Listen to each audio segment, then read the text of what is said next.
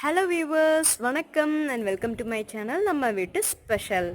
இன்றைக்கி நம்ம என்ன பார்க்க போகிறோம் அப்படின்னா, நம்ம வீட்டு ஸ்பெஷல் எக்கு ரோஸ்ட்டு தான் நம்ம இன்றைக்கி பார்க்க போகிறோம். இது பார்த்திங்கன்னா ரொம்ப சிம்பிள் அண்ட் ஈஸி, ரொம்ப ஃபாஸ்ட்டாக செஞ்சிடலாம். ஒரு சிம்பிளான ஒரு சாதாரண ரசம் சாதம், தயிர் சாதம், சாம்பார் சாதத்தோடு சாப்பிடும் போது இது அவ்வளோ சூப்பராக இருக்கும். டக்குன்னு செஞ்சிடலாம், ட்ரை பண்ணி பாருங்கள்.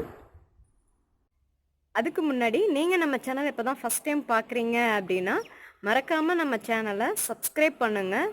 சப்ஸ்கிரைப் பண்ணிவிட்டு பக்கத்தில் இருக்க பெல் ஐக்கானையும் ப்ரெஸ் பண்ணிங்கன்னா தான் நான் எப்போல்லாம் வீடியோ போஸ்ட் பண்ணுறேனோ உங்களுக்கு ஒரு நோட்டிஃபிகேஷன் வரும். ஸோ தட் என்னோடய வீடியோஸ் எதையுமே இங்கே மிஸ் பண்ணாமல் பார்க்கலாம். எக் ரோஸ்ட் செய்கிறதுக்கு ஒரு பாத்திரத்தில் ஒரு 3 டேபிள் ஸ்பூன் அளவுக்கு எண்ணெய் ஊற்றிக்கோங்க. எண்ணெய் நல்லா சூடாகணும். சூடாகிற கேப்பில் நம்ம அவிச்ச முட்டை யூஸ் பண்ணி தான் இன்றைக்கி எக் ரோஸ்ட் செய்ய போகிறோம். நான் அதுக்காக 3 அவிச்ச முட்டையை நல்லா வேக வச்சு ஓடெல்லாம் தனியாக உரித்து வச்சு எடுத்திருக்கேன். அந்த அவிச்ச முட்டையில் பார்த்திங்கன்னா கத்தியை வச்சு அந்த முட்டையில் அங்கங்கே கீறி விட்டுருக்கேன். இது எதுக்குன்னா நம்மளோட மசாலாலாம் அப்போ தான் அந்த முட்டைக்குள்ளே நல்லா போய் இறங்கி சாரும். அப்போ தான் நம்ம முட்டையோட டேஸ்ட்டு நல்லா ருசிக்கும். நான் இன்றைக்கி 3 அவிச்ச முட்டை எடுத்து வச்சுருக்கேன். உங்களுக்கு எவ்வளோ முட்டை வேணுமோ அந்தளவுக்கு நீங்கள் எடுத்துக்கோங்க.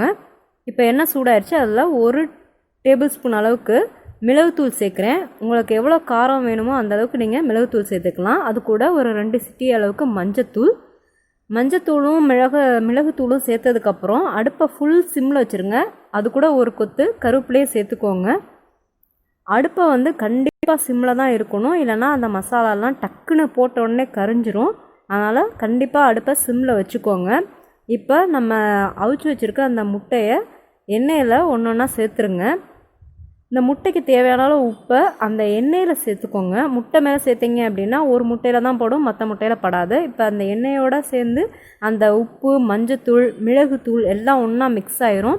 இப்போ நம்ம அந்த மசாலா தடவுன அந்த எண்ணெயை எல்லா முட்டையிலையும் படுற அளவுக்கு நல்லா ரோஸ்ட் பண்ணிகிட்டே இருக்கணும். ரோஸ்ட்டு பண்ண பார்த்திங்கன்னா நம்ம முட்டையோட கலரே நல்லா ஒரு கோல்டன் ப்ரௌன் கலருக்கு நல்லா சேஞ்ச் ஆகி வரும். உங்களுக்கு பார்த்தாலே தெரியும்.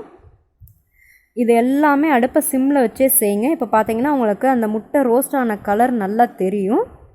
இந்தளவுக்கு ரோஸ்ட் ஆனால் போதும். நம்ம வீட்டு ஸ்பெஷல் முட்டை ரோஸ்ட் ரெடி ஆயிரும். ட்ரை பண்ணி பாருங்கள்.